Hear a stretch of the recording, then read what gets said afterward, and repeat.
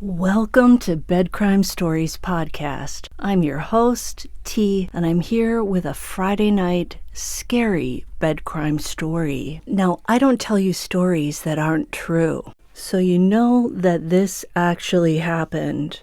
A woman named Laura Schilling, her mother, and 4 teenage girls were visiting Lexington, Kentucky on the weekend of April 13th for one of the girls' equine competitions. They were from outside the state, so they booked an AirBnB for the duration of their stay. Apparently, they landed in Kentucky late on Thursday night, and they were alarmed to find the front door of the Airbnb, which was in a very rural area of Lexington, wide open. Schilling wrote in a Facebook post, quote, "I went in knowing that it was the right home based on pictures, but was very leery that there could be someone inside the house." Well, hell yeah, you'd be leery, my God.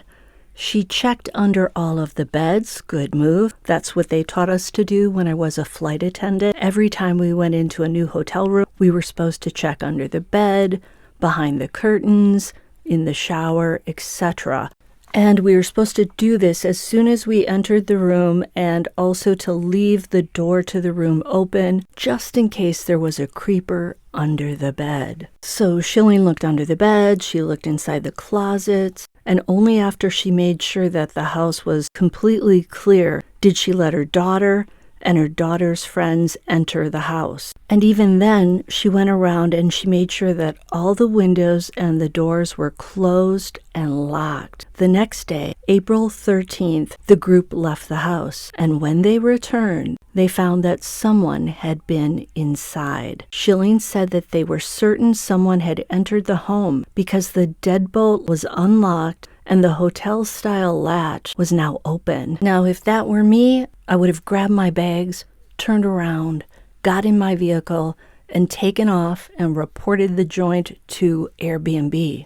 But that's not what Laura Schilling did. She said that the group assumed that perhaps the Airbnb owner had dropped by the house, and so they ignored everything. Later that same day, they went to dinner and then returned to the Airbnb, where they hung out and then got ready for bed around 11:30 p.m. It was late, it was dark outside. Schilling, her mother, and the 4 teenagers were ready to go to sleep. But then one of the girls burst into Laura's room. She came in and she told Laura that her window was open. Laura later said this of the incident: "My mom and I went in to find that both windows in the room were indeed unlocked and cracked open. I then checked my daughter and her friend's room with the same result. Everyone was confused." Schilling then inspected the rest of the windows in the home, and she discovered that they were all in a similar position. She knew that when they left for dinner, all of the windows had been closed. Then Laura saw something that made her blood run cold. "I went back to the original open window to find that the screens had also been removed. When I opened the window, there was a car that had been parked across the street with tinted windows." She looked at the car, but not for long. She said, "When I looked up and looked at their car, the car immediately started and took off." Schilling's mother called 911, and the Lexington police quickly dispatched a deputy to the scene.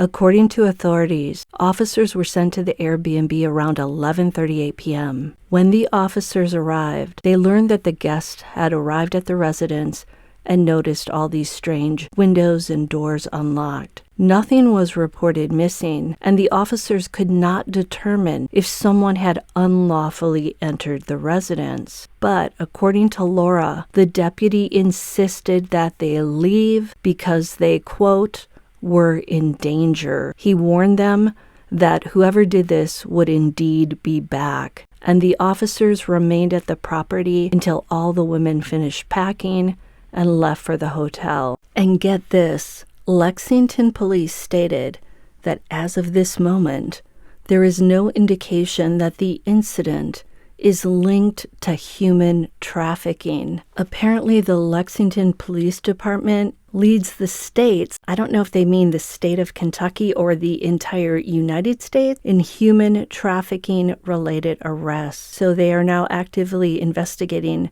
whether any criminal activity took place. The moral of this story is to heed the warning signs, and if you rent an Airbnb or even a hotel room, you've got to go in there and check things like the windows, the doors out to patios. Make sure the place is locked and don't leave the windows open when you leave. And then, based on this story, check the windows when you come back to make sure they're still closed and locked. Now, I'm assuming they've left a review on Airbnb so that whoever is renting this place is aware. And if it's the owner, because it sounds like the owner, who else would have a key to the deadbolt, right? Or the owner's child or relative, who the heck knows? You don't want to be staying in a place like this. When I first saw the title of the article in the Daily News, I thought this was going to be a ghost story. Turned out to be a real-life boogeyman story. I'll see you next time on Bed Crime Stories. Happy weekend. Hey, do me a favor, if you enjoyed this, smash that like button. It helps so much. And consider a membership or a Patreon membership.